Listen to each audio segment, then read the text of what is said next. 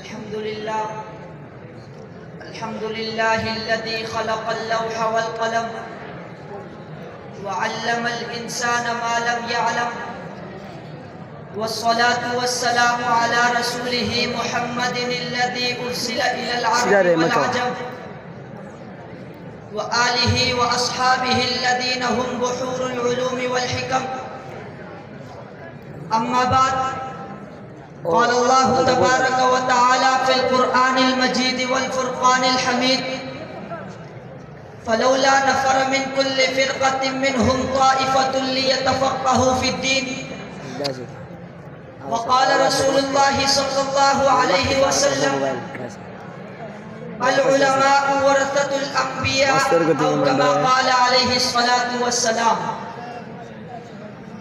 اس بزم جنو کے دیوانے ہر راہ سے پہنچے یزدہ تک.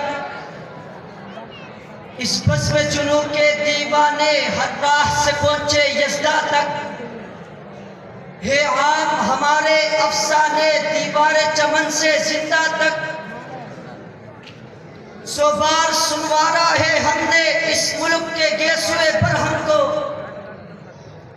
سو بار سنوارا ہے ہم نے اس ملک کے گیسوئے برہم کو. خود اہل جنوب بتلائیں گے کیا ہم نے دیا ہے عالم کو. محترم اساتذہ اکرام اور میرے معزز طلبہ اکرام اور باہر سے تشریف آور مہمانان اکرامی، آج میں اس عظیم الشان تقریری مسابقے میں علماء دیوبند کی دینی خدمات کے حسین ترین موضوع کو اجاگر کرنے کی جسارت سخن کر رہا ہوں. سامعین محترم، علماء دیوبند اس امت کی وہ شخصیات ہے جنہوں نے ہر دور میں ضروریات امت بینوا کی دستگیری کی ہے. پورے عالم اسباب میں اسلامی تشخص کو متعارف کرانے میں اکابرین علماء دیوبند ایک جداگانہ حیثیت رکھتی ہے. کسی فرقے کی بنیاد افراط و تفرید پر مبنی ہے، کسی فرقے کی بنیاد فقہاء و محدثین پر حرز سرائی کرنے پر ہے، کسی فرقے کی بنیاد اساس دین صحابہ اکرام رضوان اللہ تعالی علیہم اجمعین پر سب و شتم کرنے پر ہے. مگر علماء دیوبند نے ان تمام ترزد و عناد سے مامرا ہو کر دین اسلام کے پرچم کو بلند کیا ہے. توجہ کیجئے، علماء دیوبند کی دینی خدمات اتنی ہے کہ علم تفسیر کی خدمت کی ہے تو ان لوگوں نے علم حدیث کی خدمت کی ہے، تو ان لوگوں نے علم فقہ کی خدمت کی ہے، تو ان لوگوں نے کسی نے شیخ الہند مولانا محمود الحسن رحمہ اللہ جو دیوبند کے سب سے پہلے شاگرد تھے، استاد بھی محمود ہے، شاگرد بھی محمود ہے. ایک چھوٹے سے انار کے درخت کے نیچے بیٹھ کر ایک استاد اور ایک شاگرد علم سیکھ رہے ہیں. یہی محمود جب یہ محمود الحسن بن گئے، یہی محمود جب یہ علامت الزمان بن گئے، تو کسی نے پوچھا: حضرت آپ کی کوئی تصدیق تو ہمارے سامنے نہیں آئی، آپ کتنے بڑے علامہ کہلاتے ہیں؟ فرمایا: میری تو ہر میدان میں تصدیق ہے. کس میدان کی تصدیق دیکھنا چاہتے ہو؟ کون سی کتاب کو پڑھنا چاہتے ہو؟ فرمایا: قرآن کی تفسیر میں کوئی تصدیق دیکھنا چاہتے ہو تو میرے شبیر احمد عثمانی کو دیکھ لو. اگر علم حدیث میں کوئی تصدیق دیکھنا چاہتے ہو تو میرے شاگرد علامہ انور شاہ کشمیری کو دیکھ لو. اگر فقاہت میں میری کوئی تصدیق دیکھنا چاہتے ہو تو میرے عزیز الرحمن اور کفایت اللہ کو دیکھ لو. اگر سیاست کے میدان کو پڑھنا چاہتے ہو تو میرے عبید اللہ صدیق کو دیکھ لو. اگر میرے تدبر اور حوصلے کو پڑھنا چاہتے ہو تو میرے شاگرد حسین احمد مدی کو دیکھ لو. اگر میری دعوت اور تبلیغ کو دیکھنا چاہتے ہو تو میرے الیاس کو دیکھ لو.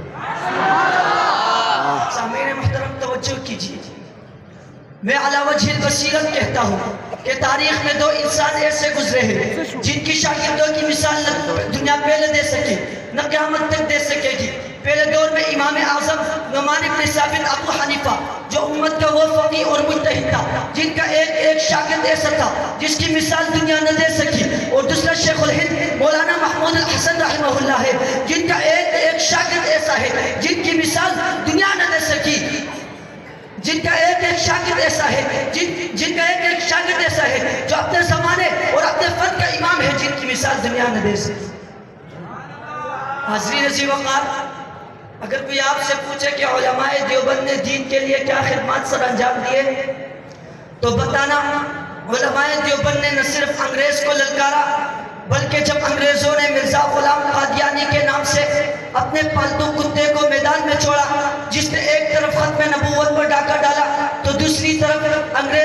خلاف جہاد کا حرمت کا نعرہ لگایا تو علماء دیوبند ہی تھے جنہوں نے 1929 میں مجلس احرار کی بنیاد رکھی، جس نے پوری قادیانیت کو ہلا کر رکھ دیا۔ ارے قیام پاکستان کی بات کی تاریخ دیکھیے، 1953 کی تحریک ختم نبوت میں ہزاروں جانوں کی قربانیاں دینے والے کون تھے؟ کشمیر کے ڈوگرا راج کے خلاف علمی بغاوت بلند کرنے والوں کا مسلک کیا تھا؟ 1980 کی روسی افغان کے خلاف اکوڑا خٹک سے جہاد کا فتویٰ دینے والے مولانا عبدالحق کون تھے؟ اور آج کے دور میں پورے عالم کفر کو چیلنج دینے والے کون ہیں؟ ارے علماء دیوبند نے دین کی خدمت اور کام صرف اللہ کی رضامندی اور اخلاص کے ساتھ کیے، شہرت، ریاکاری اور نفسانی تقاضوں سے دور رہے اور ہر چیز کو سنت کے مطابق ادا کیا۔ علماء دیوبند نے صرف ظاہری علوم پر اکتفا نہیں کیا بلکہ اللہ والوں کی صحبت میں رہ کر اصلاح باطن کی بھرپور کوشش کی اور ظاہر اور باطن دونوں کو علوم سے مالا مال کیا۔ ارے علماء دیوبند کی دینی خدمات کو سر انجام دینے والوں کے صرف نام بیان کروں تو زبان ساتھ چھوڑ جائے گی، اس لیے بسیط عرض کروں گا کہ علماء دیوبند انما یخشی اللہ من عبادہ العلماء کے حقیقی مصداق تھے۔ وَيَرْفَعِ اللَّهُ الَّذِينَ آمَنُوا مِنْكُمْ وَالَّذِينَ أُوتُوا الْعِلْمَ درجات کے تحفے کے مستحق تھے۔ وَلَا يَزَالُ مِنْ أُمَّتِي أُمَّةٌ قَائِمَةٌ بِأَمْرِ اللَّهِ لَا يَضُرُّهُمْ مَنْ خَذَلَهُمْ وَلَا مَنْ خَالَفَهُمْ کی جیتی جاگتی تصویر سے وہ اہل بدعت کا تعاقب کر کے يَحْمِلُ هَذَا الْعِلْمُ مِنْ كُلِّ خَلْفٍ عُدُولُهُ يَنْفُونَ عَنْهُ تَحْرِيفَ الْغَالِينَ وَانْتِحَالَ الْمُبْتِلِينَ وَتَأْوِيلَ الْجَاهِلِينَ کا حقیقی مظہر بنے ہوئے تھے۔ اور علماء دیوبند حق خاطر جان کی بازی لگانے سے بھی گریز نہیں کرتے تھے۔ آج کے دور